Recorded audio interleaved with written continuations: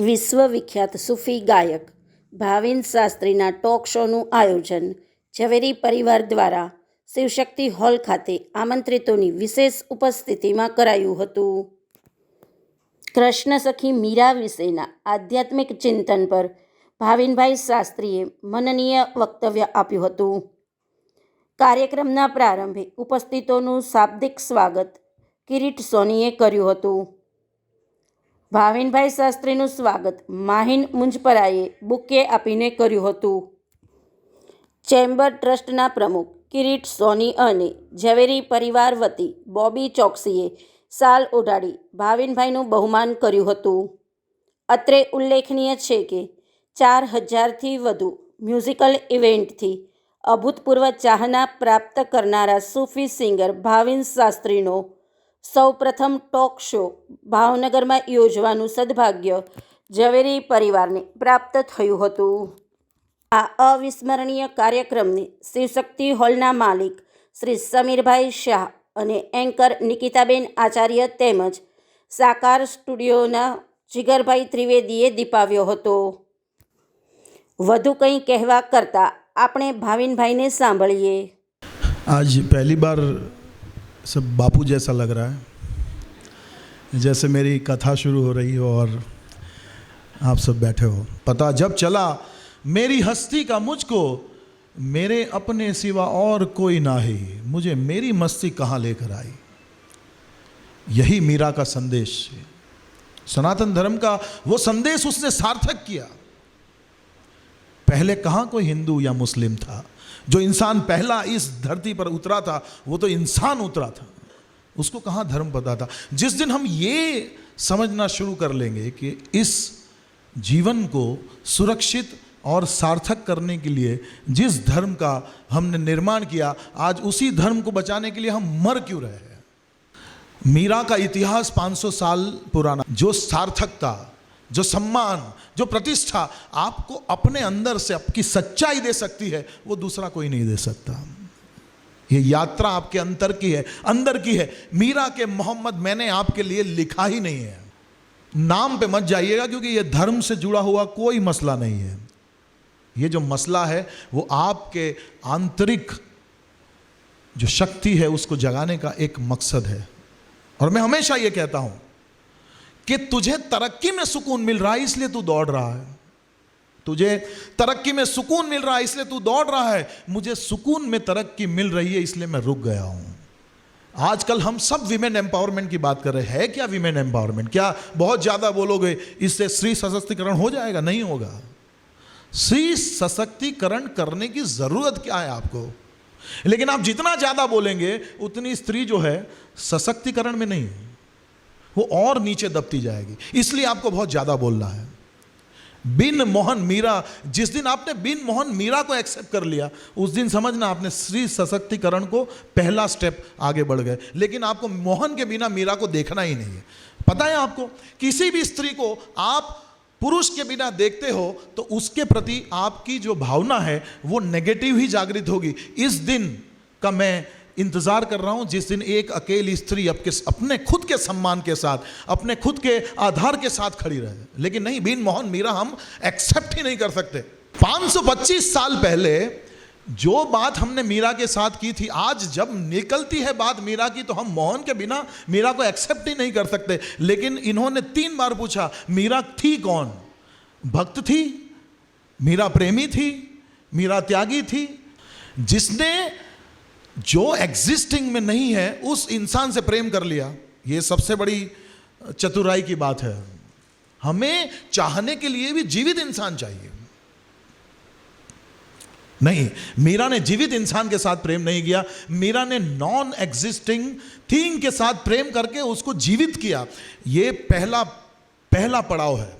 जिस दिन आप प्रेम करने वाले इंसान को, जो जीवित यानी जो आज की दुनिया में है ही नहीं, उसको प्रेम करके जीवित करते हो, तो पहली कृपा मीरा की मोहन पर यह हुई कि मोहन के 4500 साल के बाद मीरा ने मोहन को जिंदा किया.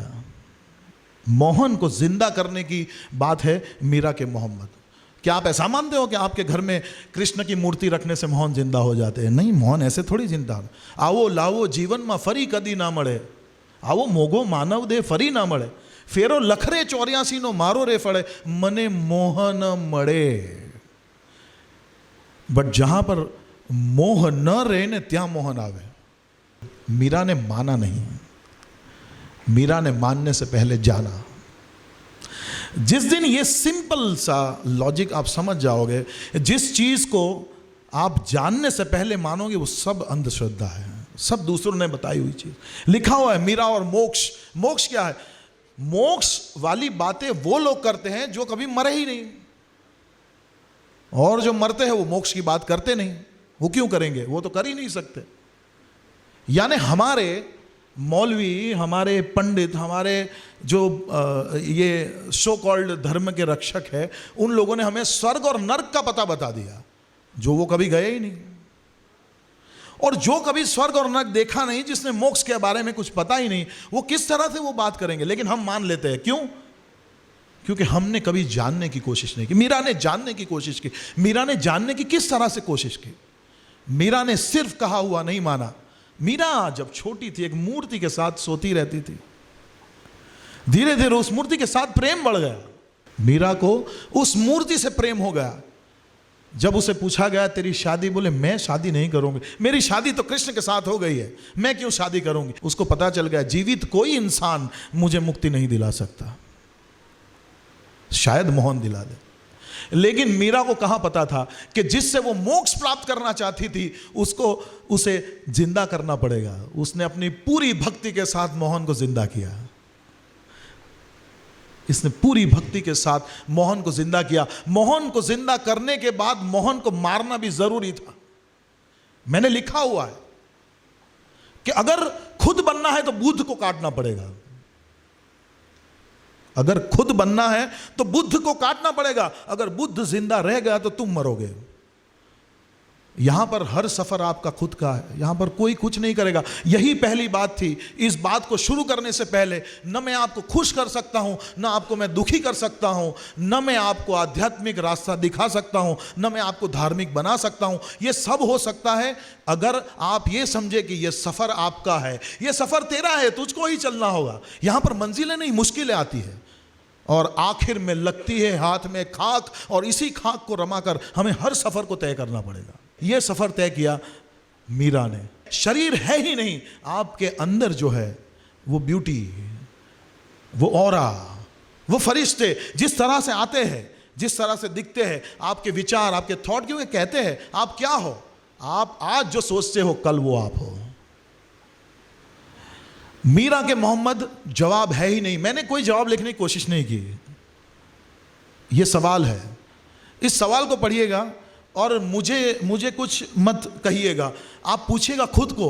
अगर जिस दिन आपको एक भी सवाल का जवाब अंदर से मिल गया, मोहन ने जन्म लिया है। सब हम लोग नाम पे वो हम तो ये कहते हैं कि वो तुम्हें हरा भी दिखाएंगे, वो तुम्हें भगवा भी दिखाएंगे, वो तुम्हें हरा भी दिखाएंगे, वो तुम्हें भगवा भी दिखाएंगे, लेकिन तुम जो है वो तिरंगे पर अड़े रहना।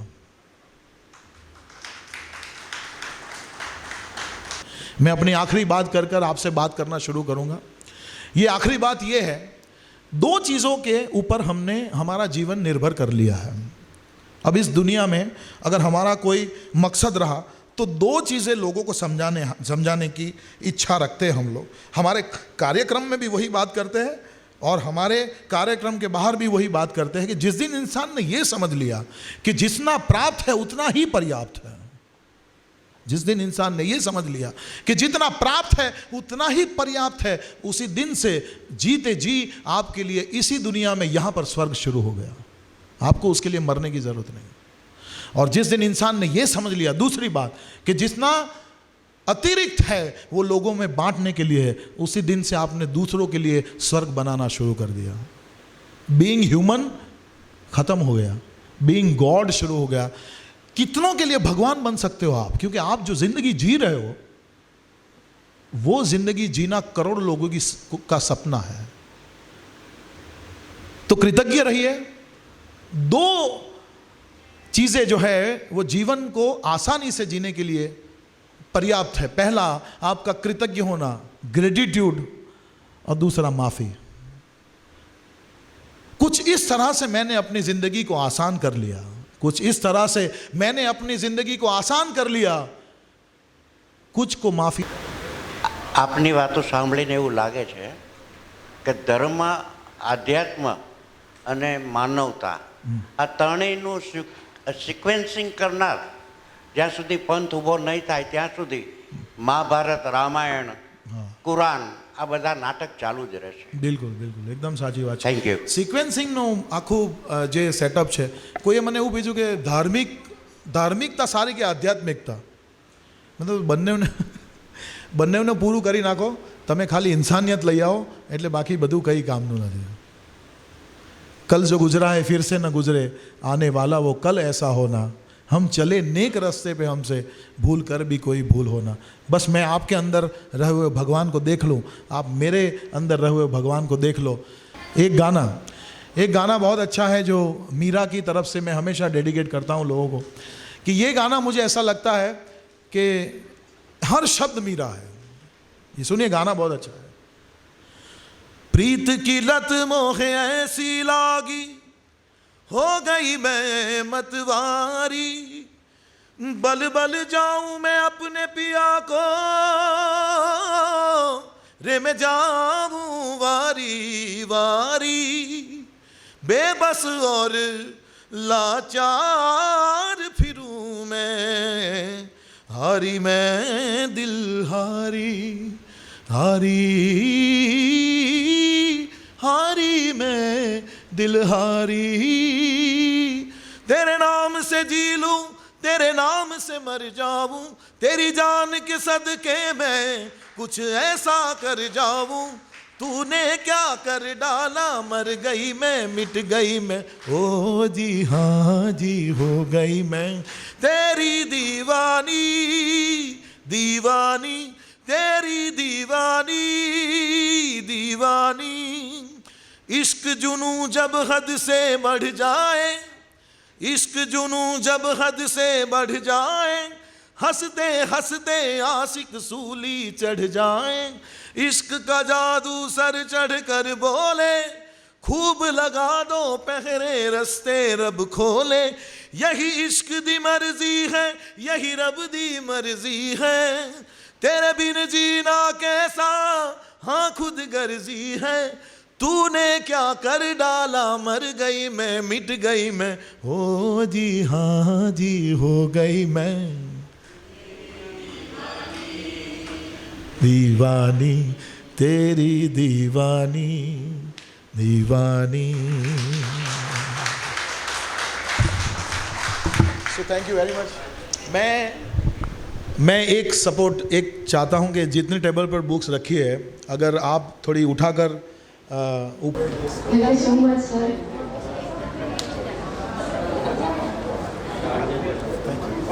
खरेखर बहुत मजा आई.